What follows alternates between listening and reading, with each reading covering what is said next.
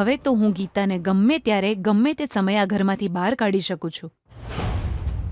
તારા જીજાજી કોઈ પ્રશ્ન નહીં પૂછે.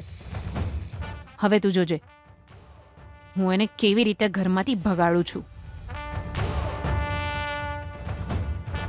હાઈવે પર હોઈએ અને આગળ પાછળ જો વાહન ના દેખાય તો આપણે સ્પીડ એકદમ વધારી ના દેવાની હોય. હો બેના, કેમ કે જો એકાદ બમ્પર આવી જાય ને તો ગાડી આખી ઊંધી વળી જાય.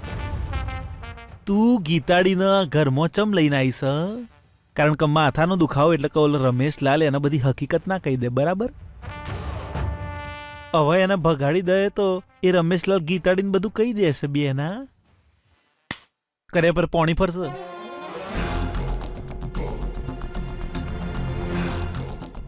ડોન્ટ વરી ભૈલા, એ રમેશને આપણે ગમે તે રીતે મેનેજ કરી લઈશું, કોઈને કોઈ રસ્તો શોધી લઈશું. બટ ગીતાને વિજયની જિંદગીમાંથી દૂર કરવાની તક મળી છે, આપણે આ મિસ ન કરવી જોઈએ. તો આ વખતે તે શું કરવાનું નક્કી કર્યું છે? આ વખતે મેં એને ગિફ્ટ આપવાનું વિચાર્યું છે. હું મારી વહાલી વહુને એક ગિફ્ટ મોકલવાની છું. ગીતાડીને બાપરે, હું એ જ વિચારતો હતો કે 2 વાર તો લાફો મારી દીધો, હવે ત્રીજો લાફો હજુ સુધી ચમ નહીં આવ્યો. અને આવી જ ગયો. કન્ટિન્યુ. બકવાસ બંધ કર. એ ગીતા મારી વાલી વહુ ક્યારે બની ગઈ?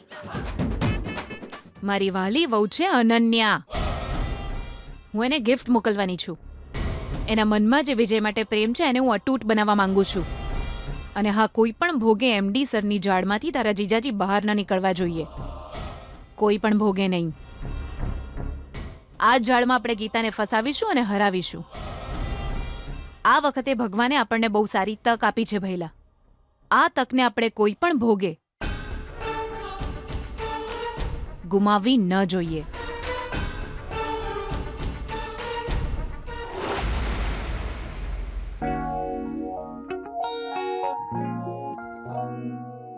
જી, તમારા શિષ્ય સૂર્યપ્રકાશજીના ઘરેથી આ ગિફ્ટ જેવું કંઈક આવ્યું છે. પપ્પાજી, વેવાઈજીના ઘરેથી આવ્યું છે. શું છે? ખોલીશું તો ખબર પડી જશે. ખોલો ને પિતાજી. હા, ખોલું છું. ઊભો તો રે.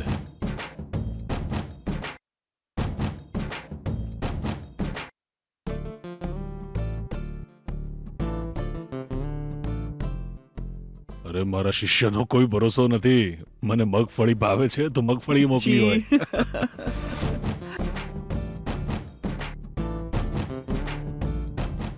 અરે, આ તો જ્વેલરી બોક્સ છે. મને દેખાડો.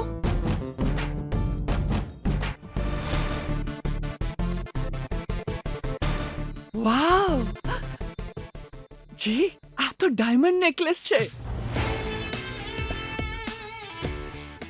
વાવ, કેટલું સરસ છે ને. એ વૈશાલી, વૈશાલી કી પાછળ લખ્યું છે. જો જો જો પાછળ જો. હા, અરે દાદા, તમને આટલું પણ સમજાયું નહીં? વિજય જીજુએ અનન્યા માટે લવ લેટર મોકલ્યો હશે. એ બદમાશ, ચૂપ બેસ.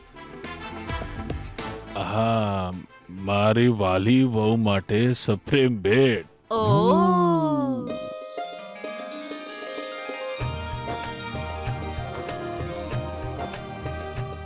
મતલબ સૂર્યપ્રકાશજીના પરિવારને વાત ખબર પડી ગઈ લાગે છે. ભાઈ, તમે પણ ખરા છો. એમને વાત ખબર પડી ગઈ એટલે જ એમણે એમની વાલી વહુને ડાયમંડ નેકલેસ મોકલ્યો છે.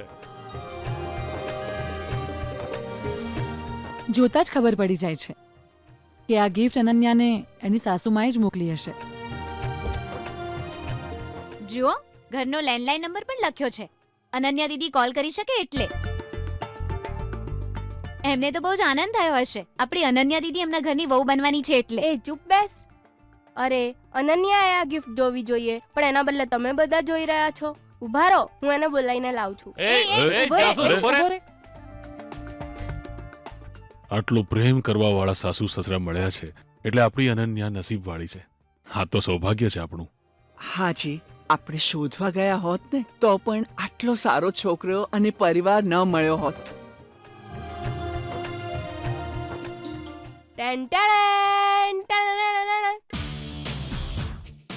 આ તો હજુ સુધી સૂતી છે.